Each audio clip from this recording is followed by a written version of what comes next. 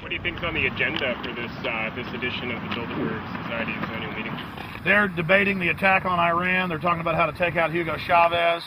They're talking about how to get their American Union in that destroys Canadian, U.S., and Mexican sovereignty. So we're talking about the death of Canada is what's happening in there right now. The death of your sovereignty is happening in there right now. CNN has even reported that these individuals have put out the policy reports through the Council on Foreign Relations that writes their scholarly white papers to end the United States, to end Canada, and to end Mexico. About 10 have come in. They've been coming in slowly in typically big black cars with what appears to be bulletproof glass, and we've got a few pictures of some of the people. We're being kept well back from the building by an awful lot of security people, but you know, there'll be more security as this thing develops. Again, just a reminder to stay off the property, okay? I am. This is the line. We checked with the city. Thank you. Yeah. Okay. First Boston. The ex-president of Ireland? Maybe? Okay. Danny will know. I came here from upstate New York. I booked a room way in advance. When I checked in at 10 o'clock at night, they told me I had to be out at 8:30 in the morning. And so, of course, I complied to what they wanted. I wasn't happy about it because I had been tired. I drove quite a long way. Then I went down to have something to eat, and I just saw a bunch of security here, and I was wondering what was going on, and I asked questions. And they said they were having a wedding or they were having some sort of reception. So I decided to ask a couple more questions because I thought it was kind of weird. And then I saw them from my hotel window. They were in the back with flashlights looking at the trees, looking up through the trees. And they were also in front of the hotel, combing. It looked like combing the hotel. So I kind of was wondering what was going on, and I left. I got up this morning. I checked out, and then the fellow that I spoke with, the last fellow I spoke with, said, well, you'll know all about it in the newspaper. Well, I didn't have to wait because there was a group of people out here telling me everything that was going on. They're not fooling anybody any longer when you've got this many cops, you know, and detaining Alex Jones at the border.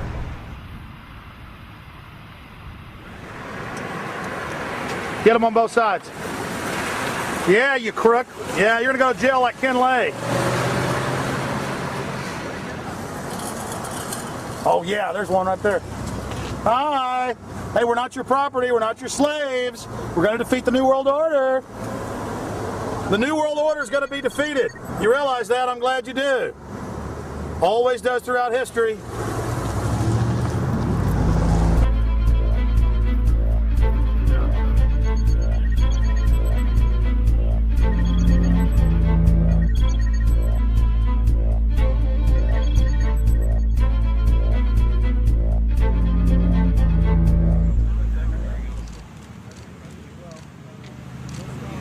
The boss. Boss is leaving. Etienne Davignon is the honorary chairman of the Bilderberg Group, as well as the head of its steering committee. The committee he heads selects and invites each year's attendees. In the last decade, the list of attendees has been leaked to reporters by moles on the inside. Veteran newspaper reporter Jim Tucker has been covering the Bilderberg meetings for over 30 years and has physically attended more than 20. We traveled back to our hotel to see if Jim Tucker received the 2006 list. First heard about Bilderberg in 1975, and I said, I don't believe it. That's not possible. Who in hell's Bilderberg? I spent 20 happy years with metropolitan newspapers. All the wires are clicking at my ear. That could not happen without me knowing about it. And the thing that first impressed me most was columns in 1957 by the late, great Westbrook Pegler, widely syndicated columnist. He wrote 2 lengthy columns about how approximately 100 leaders of international finance, heads of state, high public officials were meeting behind armed guards and closed doors on Jekyll Island sealed off. What are these powerful internationalists doing? And why is it so secret? Why do they have armed guards outside? Why is it sealed off? The newspapers totally ignore it. Not a word.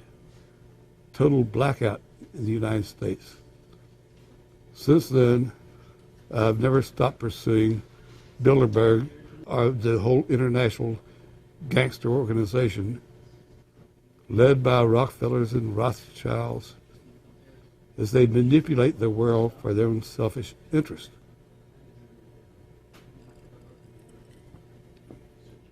Jim, you've been waiting on the list. You normally get it on the first day.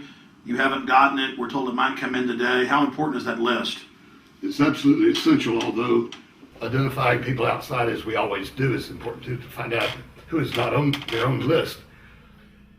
In recent years, someone from Europe has sent a machine copy with a letterhead and so forth without identifying himself.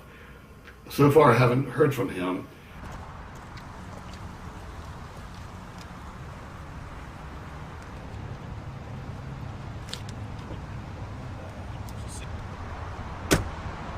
Well, Bilderberg assumed that name in 1954 at their first meeting as Bilderberg at the Bilderberg Hotel. It's a little bit like Shakespeare's As You Like It. They say to Shakespeare, "What do you want to call this book?" And he says, "As you like it," meaning whatever you want to call it.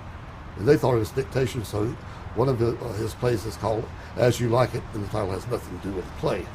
So that's how the Bilderberg came by their name. Now, they had been meeting for half a century. The moneyed class had been meeting, but they decided they have to meet systematically every year, well planned in advance, in addition to maybe other smaller meetings throughout the year.